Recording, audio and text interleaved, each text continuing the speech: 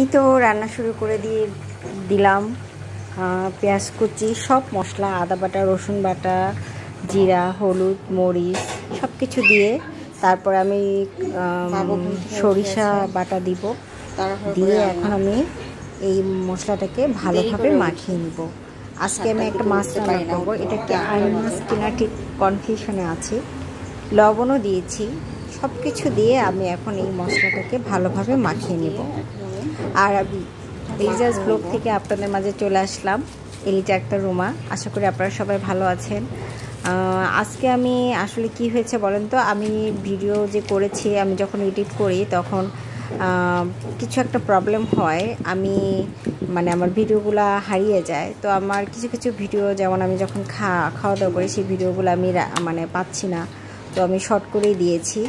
তো এই তো এখন আমি মাছগুলো দিয়ে দিয়েছি।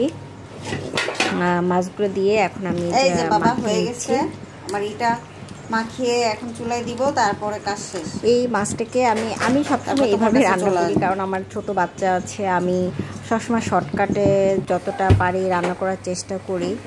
আর আগে আমি ডাল চচ্চড়ি করেছিলাম, সেটা আপনাদের দেখানো হয়নি। তো এইতে আর এই মাছটা রান্না হচ্ছে। মাছটাতে অনেক ঝাল দিয়েছি, কারণ ঝাল না হলে মাছটা মনে হয় ভালো হবে না খেতে, তাই। আর বাবুর জন্য একটু ঘিলু ছিল, সেটাকে আমি একটু কাঁচামরিচ, একটু লবণ আর পেঁয়াজ কুচির মধ্যে ভেজে আমি যে ঘিলুটাকে রান্না করে নিলাম।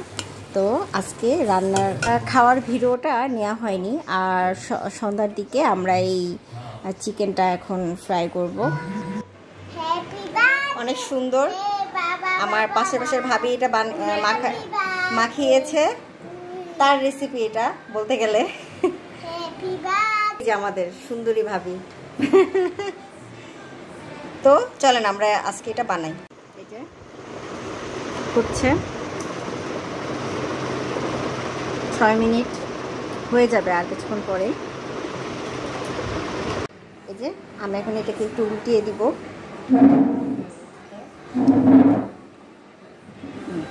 পেস্টটা করে দিব আবার।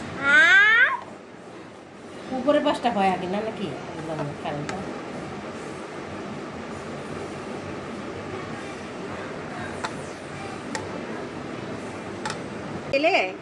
এটার যে স্ট্যান্ডটা ওটা ফেলে দিয়েছে, তাই আমি একটা বাটিন উপরে দিলাম। তো সমস্যা হচ্ছে,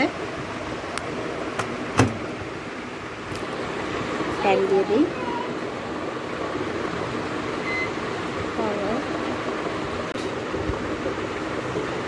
এই তো চালু হয়ে গেল।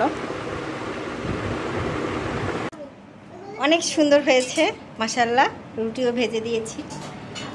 এই যে